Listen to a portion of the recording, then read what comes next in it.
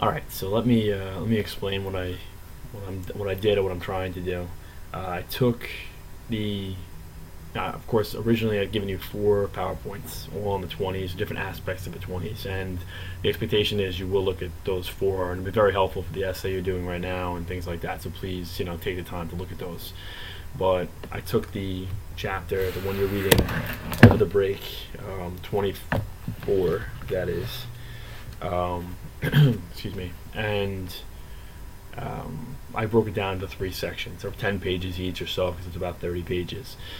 So I made this PowerPoint. Some of the slides I took just from the other PowerPoints that I put up, because they did the job basically.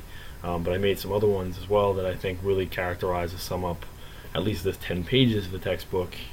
So as you're looking through it, hopefully, of course, you're reading the textbook this week anyway. But I figured I'd like to get at least three screencasts in. So that's we haven't done some in a while, so I figured I'd try to pack it in. So let's just kind of get started. So the chapter starts off, actually it's heavy. In the first 10 pages, you have at least 3 or 4 about Ford. And I like the saying about Fordism and Fordization and Fordize and all those other things. So what I did was I just made a chart about the superficial or symbolic parts of that, and then the more realistic parts of what's going on. So I'll put this PowerPoint up also, so you can actually just look through the PowerPoint without me talking through it. But machinery is a new messiah, very religious sort of a thing. Obviously, the Pope comes back, the religious part. I thought the melting pot part of it was pretty incredible. I don't know if that was, it's on page 740 if you want to look at that in the second column. A little more closely, but realistically, right, Henry Ford was a revolutionary, right? The things that he's doing, like the assembly line and mass production, these are his ideas, right? He really does bring that to the fold.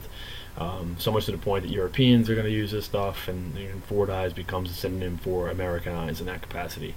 And he kind of changes his ideals, though, right? He starts off in this way, and then his values, his own values for his company actually change, and then you have this Fordization of the face, which is the Ford whisper and all these other things that the chapter talks about. So it'd really be worth you taking, especially when your essay, your Roaring Twenties essay is on this era. You really want to take a careful look at this chapter and kind of take it from there. The Flibber King up in Sinclair is where it starts off. Might be a good thing to cite, even if you haven't read the entire book, which we haven't.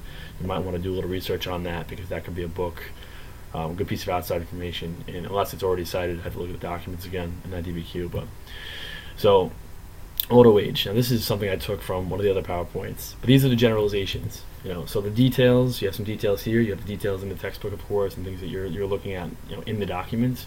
But these are generalizations. The car symbolizes the rise of the consumer economy. Listen, it leads to everything else. You need rubber for the tires, so you're going to have rubber plants. It's an international thing. You're going to have to go to other places in the world, Latin America, to get the rubber from the plants and things like that. I don't know enough about that part of it. You're going to need metal for other aspects of the car, glass, and whatever else. So all these different industries are going to impact the car industry and vice versa, right? Henry Ford was revolutionary, we said before, right? Because, for things like this, paying his workers more than the going rate, in fact, twice as much in some capacities, and then he lowers it, right? He goes back and forth. Like we said, his values do change. So just keep in mind these types of things and how this changes other aspects of it. All right, so here you have the assembly line, right? And how quickly they're actually made, okay? And how, the textbook does a good job, I think, of actually saying how quickly this actually can happen in a day and a half. You can have a car, and then every 10 seconds or something like that, he is building one.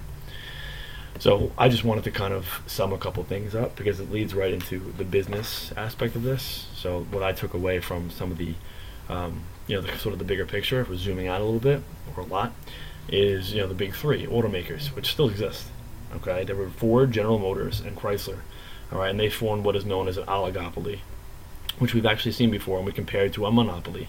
I mean, it's close to a monopoly. Monopoly is one controlling the whole industry, and oligopoly is these three, for example, controlling the whole industry. So it has the same dynamic to it. It's just that there are more than just the one, like a monopoly offers.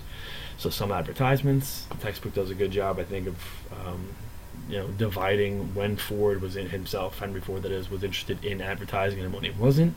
But I think he acknowledged that this is the way America was going. It's called consumerism. It still exists. We kind of live and die by the next Apple product that's coming out, or whatever it might be. So keep that in mind too. And of course leads to other things. I didn't want to get into flapperism and that part of it for this screencast. Maybe the next one will do that. I'm sure the next one will do that, in fact. But I think it was a good idea for us to first, but to also include just a kind of a snippet here, is that this does lead to parents and people like that calling cars, bedrooms on wheels, and it's changing morals, and it can scare a lot of people, even Ford himself. So, and then of course other corporation types, other big businesses that are, the forerunners of more modern things, right? I mean, this is vacuum cleaner, all right, but just the the idea of that consumerism coming back into play. This can provide more, in this case, leisure time, because you can clean that much more quickly.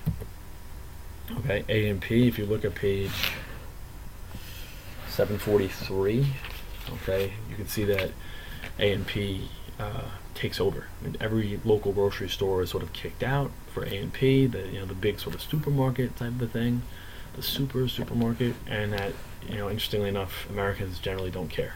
They have no problem with this. It's not like, to them they see it as a quick way, it's efficient to get their groceries and things of that nature, right? Where there are cars and the form of war, understand the war really at this point gave birth to the radio as a military thing, but now we can use it for entertainment. It is the first aspect of that. So you have a lot of a lot of these types of programs. Amos and Andy is a really famous one from back then.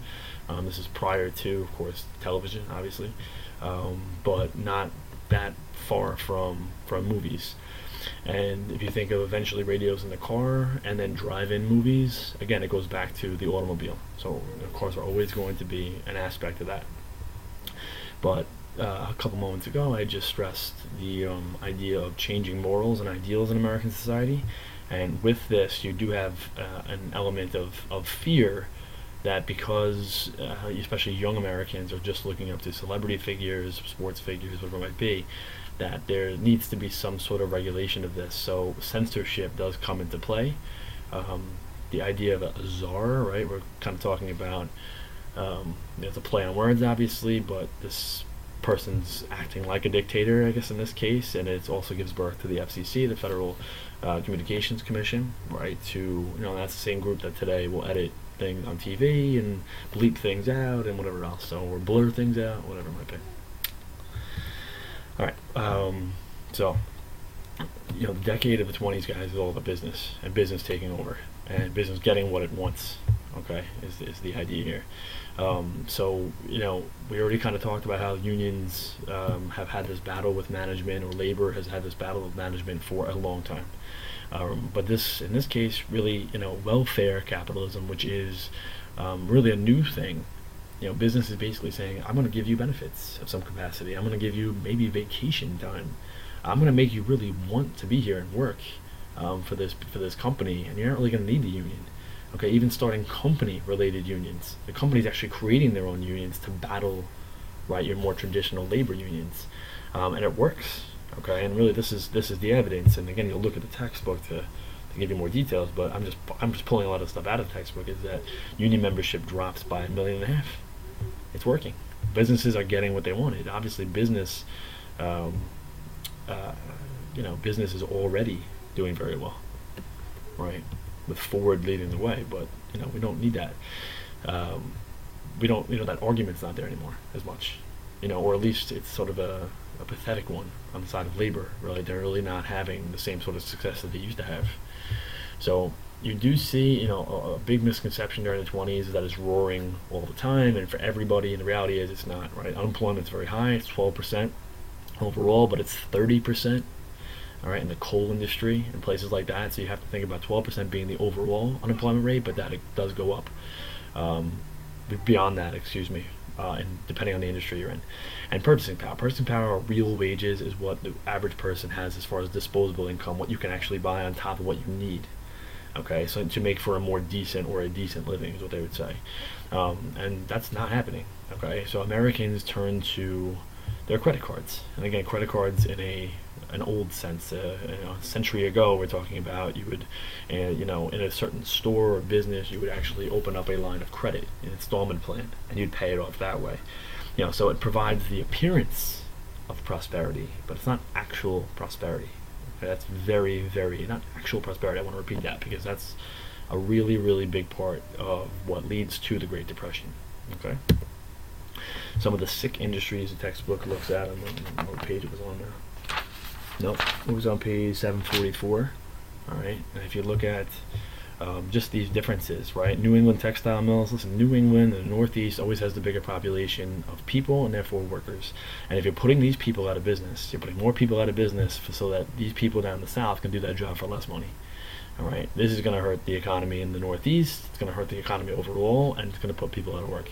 The same would be true here. Farmers and their surplus crops not having a place to put them, right? Because peace now exists in Europe. You don't have to feed Europeans the same way you had to during the war. So this hurts farmers. So it hurts all these industries. Coal mines and coal mine workers unions, for example. I think it's mentioned on page 745, the top left. I happen to know it actually is mentioned right there.